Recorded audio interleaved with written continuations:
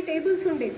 4000 query టేబుల్స్లో నేను ఇలా త్రిపాఠి భూమి ఎక్కడ ఏ మండలం అనేది వెతుకోవాలి అంటే సర్వర్ మీద ఎక్కువ ప్రెషర్ ఉండేది. సో దాన్ని కూడా పరిష్కారం చేస్తూ ఇప్పుడు జస్ట్ దీన్ని క్లుప్తంగా ఒక 6 మాడ్యూల్లో మనం రాష్ట్ర ప్రభుత్వం దీన్ని చేస్తూ ఉంది. ఒక పరిపూర్ణమైన సమాధానం ఇవ్వాలంటే ఇలాంటివి సభ పెడతా ఉంది. 1% ఎక్కడా కూడా దీనికంటే ఇంకా మీకు ఏదైనా మార్పులు మీకు కావాలంటే మీరు ఎంఆర్ఓ గారి ఆఫీస్కి లేదా సబ్ కలెక్టర్ గారికి పర్సనల్గా కలిసి కూడా మా ఇష్యూ ఇందులో కవర్ కావట్లేదు అనేది కూడా మీరు చెప్పుకోవచ్చు, మాకు తెలియచేసుకోవచ్చు. బట్ దయచేసి ఏదైతే రికార్డ్ అప్డేషన్ సమస్యలు ఉన్నాయో, ఎవరైతే బాధితులు ఉన్నారో దయచేసి వాళ్ళు 1 ఇయర్లో లేదా ఏదైతే రికార్డ్ అప్డేషన్ టైం ఉందో దీన్ని తప్పకుండా వినియోగించాల్సిన నా కోరిక. అండ్ ఇది చేసిన తర్వాత అంత రికార్డ్ అప్డేషన్ అయిన తర్వాత రాష్ట్ర ప్రభుత్వం ప్రతి ఇయర్ ఎండ్ డిసెంబర్ 31కి అప్డేటెడ్ రికార్డ్స్ని బహిరంగ ఒక బయట సభ కానివ్వండి, సమావేశం కానివ్వండి, దాంట్లో కూడా అప్డేట్ అయిన రికార్డ్స్ని అక్కడ ఉన్న గ్రామ ప్రజల్ని రైతులకి తెలియచేయబోతూ ఉంది. సో అంతా పారదర్శకంగా సూక్ష్మంగా చాలా లోతుకి పోయి రాష్ట్ర ప్రభుత్వం దీన్ని చేస్తూ ఉంది. త్వరలో అమల్లో కూడా దీన్ని తీసుకోబోతా ఉన్నాము. ఎమ్మెల్యే గారు గతం ఇక్కడ అమిత్ ఉన్నారు, ఇక్కడ భవేష్ ఉన్నారు, ఇక్కడ లడ్డు ఉన్నారు, ఇక్కడ స్నోయి ఉన్నారు. వీళ్ళందరూ నా కుటుంబ సభ్యురాలు కాబట్టి ఇప్పుడు ఈ అంత పెద్ద సర్వే నంబర్లో నా భూమి ఎక్కడ అనేది నాకు తెలియదు. మనం వంట గదికి పరిమితి అయి ఉంటాం కదా. సో ఇలాంటివి కేసెస్లో మేము మా సర్వేని పంపిస్తామండి. ఇందులో మీ అందరు గమనించాల్సిన మాట ఏంటంటే ధరణి చేసేటప్పుడు మనం ఎప్పుడు కూడా రికార్డ్ని రివైజ్ చేయలే. రికార్డ్ రివిజన్ ఎప్పుడూ జరగలే 2020 అక్టోబర్లో. బట్ ఇప్పుడు మనం ఏం చేస్తున్నామంటే ప్రతి ఒక్క రెవెన్యూ రికార్డ్ని రీవిజిట్ చేస్తూ ఉన్నాము, అప్డేట్ చేస్తూ ఉన్నాము. సో దయచేసి మీకు వైబాట్ కబ్జాలో కూడా ఇష్యూ ఉంటే కనుక మీరు ఏం చేయాలి, మీరు సక్సెషన్ కింద అప్లై చేయాలి, వారసత్వం. అప్పుడు ఏమవుతుంది, ఫర్ ఎగ్జాంపుల్ నా భూమి ఇక్కడ ఉంది, దీనికి జియో కోఆర్డినేట్స్ సర్వేయర్ని పంపి జియో కోఆర్డినేట్స్ రికార్డ్ చేస్తాం, ఆన్లైన్ ఎక్కిపిస్తాము. ఆన్లైన్ ఎక్కిపించిన తర్వాత మళ్ళీ మీరు ఎంఆర్ఓ దగ్గర వెళ్ళి మీ రిజిస్టర్లో అప్డేట్ కాలేవాలే, అవి ఫలానా అవసరమే లేదు, ఆన్లైన్ ఎక్కిపించిన రికార్డే శాశ్వతం. మళ్ళీ ఇందులో మా ఎంఆర్ఓ గారు ఏం చెప్తారు అంటే చెప్పేవారు మా దగ్గర సర్వేయర్ లేరు, పర్వాలేదు.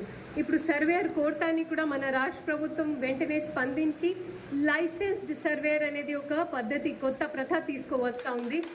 లైసెన్స్ సర్వేయర్ అంటే వాళ్ళ అనుభవం ఉన్న వాళ్ళు గవర్నమెంట్ అంటే ప్రభుత్వ ఉద్యోగులు కావచ్చు, కాకపోవచ్చు. రాష్ట్ర ప్రభుత్వం వాళ్ళని ఎంపానల్ చేస్తూ వాళ్ళతో ఈ సర్వే జరుపుకుంటుంది. ఇందాక శేఖర్ రెడ్డి గారు, కృష్ణారెడ్డి గారు చెప్పినట్లు నిజంగా మన నాగార్జున సాగర్ నియోజకవర్గంలో రాష్ట్రంలోనే first revenue pilot project Tirumalagiri సాగర్లో చేయడం జరిగింది. అక్కడ మేము ఆల్మోస్ట్ 13-20 మండలాల నుంచి సర్వేయర్స్ని కేటాయించాము.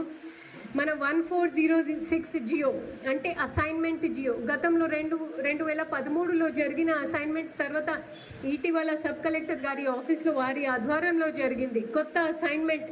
సో ఇది మీ అందరు గమనించాల్సింది, మన రాష్ట్ర ప్రభుత్వంకి ఎంత చిత్తశుద్ధి ఉంది. నామ్కి వాస్తే పేపర్కి పరిమితి కాకుండా నిజంగా మేము కొత్త కమిటీస్ని ఫామ్ చేశాము. ప్రభుత్వ ల్యాండ్ నిజంగా పేదవాళ్ళకి అందాలి అనేది ఆ ఉద్దేశంతో కొత్త అసైన్మెంట్ కూడా తిరుమలగిరి సాగర్లో చేయబోతూ ఉన్నాము జరిగింది.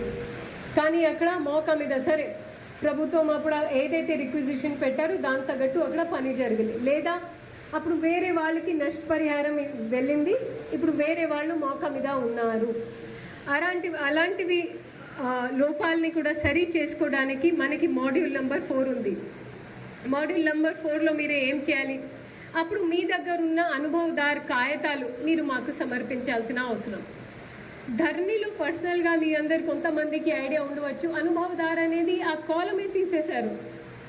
ఇప్పుడు ఏదైతే పేపర్లో పహానీలో వచ్చిందో అది కొనసాగుతూ ఉండే, కానీ అనుభవదారికి నిజంగా అక్కడ భూమి హక్కు ఉంది అనేది ఆ కలపాలి అనేది ఇప్పుడు మనం 2020 నుంచి ముందు ఉన్న అనుభవదారు కాలం కూడా ఈ భూభారతి చట్టంలో మేము తీసుకువచ్చాము. చివరిలో ఇప్పుడు మన భూభారతి పోర్టల్ 2 జూన్ నుంచి రాష్ట్ర ప్రభుత్వం రాష్ట్ర వ్యాప్తంగా విడుదల చేస్తూ ఉంది. ఒకవేళ దానికంటే ముందు సరే ఇంట్లో పెళ్ళి ఉంది లేదా పాపకి అమెరికా పంపాలి అనేది అంత అత్యవసరం పని ఉంటే ఇప్పుడు ధర్నీ నడుస్తూ ఉంది.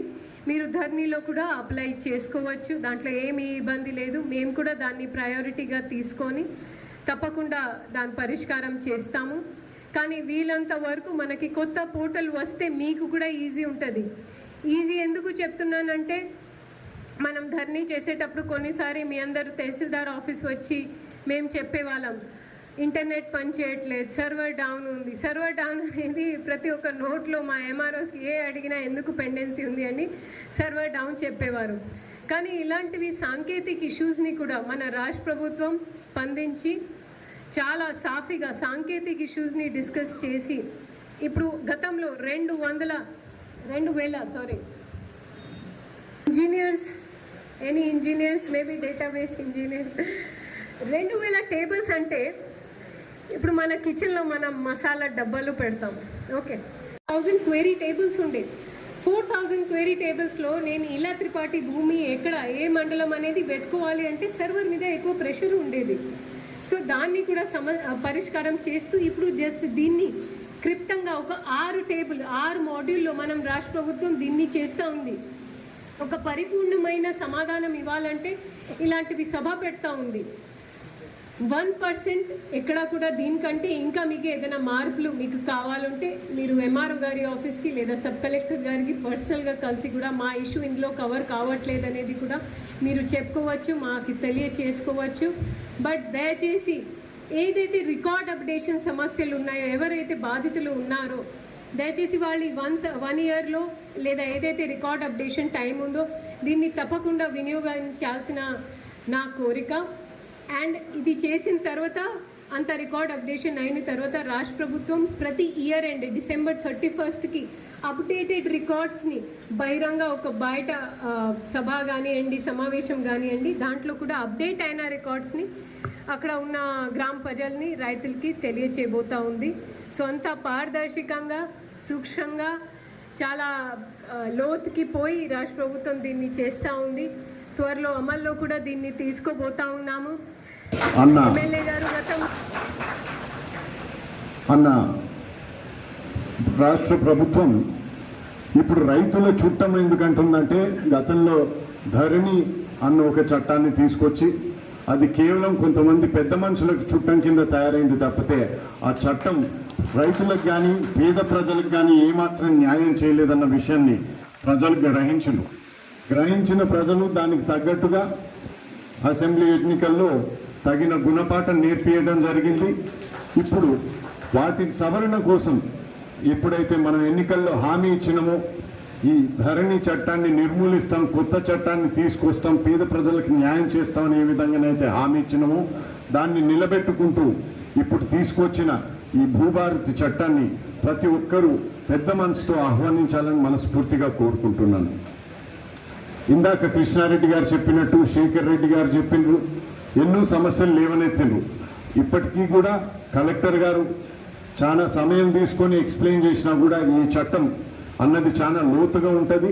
ప్రతి గ్రామాన కూడా ఇటువంటి సభలు పెట్టాల్సిన అవసరం ఉంది, ప్రజలకు అవగాహన చేయాల్సింది ఉంది. కాబట్టి ఇది కేవలం ఒక్క సభతోని మీ అందరికీ అర్థం కాదు, చాలా వివరంగా చెప్పాల్సిన అవసరం ఉంది. తప్పకుండా అందుకు న్యాయం చేస్తారని మన మండలంలోని అధికారుల నుంచి నేను అది ఆశిస్తున్నాను. వారు ప్రజలు ఏ దగ్గరకు వచ్చినా కూడా ఇందాక పెద్ద మనుషులు చెప్పినట్టు, కలెక్టర్ గారు చెప్పినట్టు సమయం వెచ్చించి మీరు వారికి ఓపికగా సమాధానం ఇవ్వాలని నేను మనస్ఫూర్తిగా కోరుకుంటున్నాను. ఇక్కడనే మేము కూడా ఎప్పుడు అందుబాటులో ఉన్నాం కాబట్టి ఇక్కడున్న ప్రజలు కూడా ఎప్పుడు ఏ సమస్య ఉన్నా కూడా మా దృష్టికి కూడా తీసుకొస్తే అధికారులతో మేము వివరించి కానీ వారిని పిలిపించుకొని తప్పకుండా మీ అందరి సమస్యలు తీర్చేందుకు ముందుంటామని ముందుగా ఇందాక కలెక్టర్ గారు చెప్పిన సాదా బైనామా దాని గురించి అనేక డౌట్స్ ఉండొచ్చు మీకు. వాటి గురించి కూడా ఎంఆర్ఓ గారు కానీ ఇక్కడ తహసీల్దార్ గారు కానీ మన సబ్ కలెక్టర్ గారు కానీ మిర్యాలగూడలోనే ఉంటారు. గత కొన్ని నెలలుగా నేను వారితోని ఇంటరాక్ట్ అవడం జరుగుతుంది. వారు కూడా బాగా సహాయపడుతున్నారు. అందుకు వారికి కూడా నా ప్రత్యేక ధన్యవాదాలు తెలియజేసుకుంటూ ఇప్పుడు భూభారతి చట్టం సందర్భంగా ఏవైతే పైలట్ మండలాలు తీసుకున్నారో వాటన్నిటికన్నా ముందు పైలట్ ప్రాజెక్టుగా మన తిరుమలగిరి మండలాన్ని మన రాష్ట్ర ప్రభుత్వం తీసుకుందన్న విషయాన్ని మనం గుర్తు చేస్తూ ఉన్న గిరిజనులకు న్యాయం చేసేందుకు ఇందాక కలెక్టర్ గారు చెప్పినట్టు 12 ఏళ్ల తర్వాత తొలిసారి అసైన్మెంట్ మీటింగ్ పెట్టి అది చేయడం అది మనకందరికీ గర్వకారణం. తప్పకుండా కేవలం గిరిజనులకే కాదు ప్రతి ఒక్కరికి కూడా మన నియోజకవర్గంలో ఉన్న వారి భూ సమస్యలు తీర్చేందుకు మేము ముందుంటామని మరొకసారి సభాముఖంగా మీ అందరికీ తెలియజేస్తున్నాం.